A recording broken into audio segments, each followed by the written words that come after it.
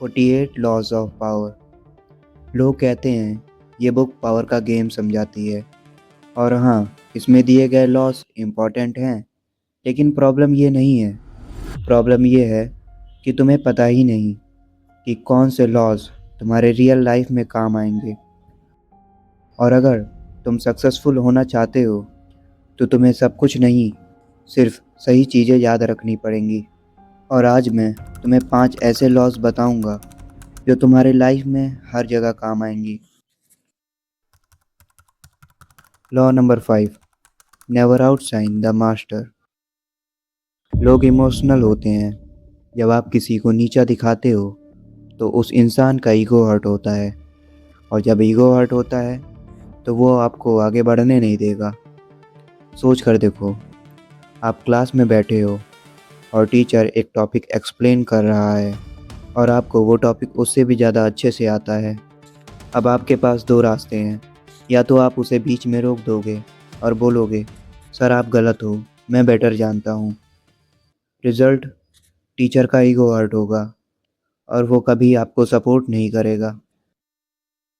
या फिर आप चुप रहोगे, रिस्पेक्टफुली सुनोगे, और जब चांस मिलेगा तब सिंपल तरीके से आंसर दोगे। रिजल्ट, रिस्पेक्ट भी मिलेगा और एडवांटेज भी। और ये लॉ बिजनेस में भी काम करता है, जॉब में भी, स्कूल्स और कॉलेज में भी। इसका बेस्ट एग्जांपल है अयानो कोजी। वो अपनी क्लास के बारे में लीडर से भी अच्छे से जानता है, लेकिन उसने कभी ये नहीं बताया लीडर को कि तुम गलत हो, क्योंकि अगर किसी का ईगो हर्ट हुआ तो उसे कंट्रोल करना मुश्किल हो जाएगा। Law number 4, conceal your intentions. जब तक आपका प्लान कंप्लीट ना हो जाए तब तक किसी को भी मत बताओ। एक स्टोरी है जिससे आप रिलेट कर पाओगे। एक लड़का था, उसने डिसाइड किया कि वो बिज़नेस करेगा। उसने प्लान बनाया, मार्केटिंग सीखी, नया आइडिया सोचा, और एक दिन उसके घर उसके कुछ दोस्त आए बात करने के लिए। और एक्साइटमेंट में उस लड़के ने अपना प्लान, अपना आइडिया, सब कुछ बता दिया। शुरू में तो सबने तारीफ़ की, लेकिन कुछ समय बाद उसे पता चलता है कि उसके दोस्त ने भी बिज़नेस स्टार्ट कर दिया और वो अपना प्रोडक्ट भी लॉन्च कर दिया। जब वो देखने गया तो उसे पता चला कि उसके दोस्त ने उसका ही आइडिया कॉपी किया है, और जब तक वो अपना प्रोडक्ट लॉन्च करता तब तक देर हो चुकी थी। वो आइडिया अब नॉर्मल हो चुका था और लोग उसके ही प्रोडक्ट को कॉपी बोल रहे थे।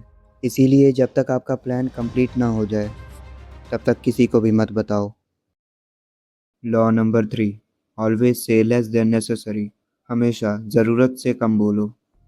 थॉमस शेल्बी, वो कहने से ज़्यादा करना पसंद करता है, और शायद इसी वजह से वो एक डेंजरस इंसान है।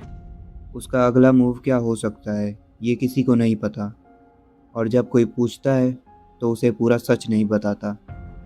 हम जब भी ज़्यादा बोलते हैं तो हमें खुद भी नहीं पता चलता कि कब हमने अपने सारे राज उगल दिए, क्योंकि सोचना और बोलना एक साथ नहीं होता। और इसीलिए थॉमस शेल्बी जब भी बोलने जाता है तो उससे पहले वो 3 से 4 सेकंड का पॉज लेता है, और उतने सेकंड्स में वो तय कर लेता है कि उसे बोलना क्या है। हमेशा ये याद रखना कि ज़्यादा बोलना आपकी नाकामयाबी का कारण बन सकता है। Law number 2, quote attention at all cost. कोई नॉर्मल इंसान अगर कोई समझदारी वाला काम करता है तो ज़रूरी नहीं कि लोग तुरंत नोटिस करें, लेकिन जब वही काम कोई ऐसा इंसान करता है जिसने अपनी एक पहचान बना ली हो, जो ऑलरेडी लोगों के नज़र में हो, तो लोग उसकी बात को और ध्यान से सुनते हैं। इसका मतलब ये नहीं कि दुनिया अनफेयर है, बल्कि इसका मतलब है कि हमें अपनी वैल्यू दिखानी आनी चाहिए। इसीलिए लोगों के बीच अपनी एक स्ट्रॉन्ग पहचान बनाओ, अपनी स्किल्स दिखाओ, अपना काम शेयर करो, और धीरे धीरे लोग तुम्हें नोटिस करना शुरू कर देंगे। जैसे टोनी स्टार्क, उसने सिर्फ काम ही नहीं किया बल्कि अपनी आइडेंटिटी भी बनाई। इसीलिए आज लोग उसकी हर बात को इम्पोर्टेंस देते हैं। तो इनविजिबल रहने की जगह अपनी प्रेजेंस बनाओ और अपनी वैल्यू दुनिया को दिखाने से मत डरो। Law number 1, win through your actions not arguments. तर्क नहीं, कर्म से जीत हासिल करो। इस दुनिया में दो टाइप के लोग होते हैं। पहले वो जो आर्ग्यूमेंट जीत कर खुद को प्रूफ करते हैं, और दूसरे वो जो एक्शंस लेते हैं। उन्हें खुद को प्रूफ करने की ज़रूरत नहीं होती। कभी भी आपसे कोई बहस करे तो बस शांत रहो, क्योंकि बहस से जीतना बस टाइम पास के बराबर है। लोगों का भरोसा जीतना है तो कहकर नहीं, एक्शन से जीतो। जो कहा है उसे पूरा करो, जो प्लान किया है उसे पूरा करो। अगर आपको सक्सेसफुल होना है तो लोगों को कहने के बजाय खुद एक्शंस लो।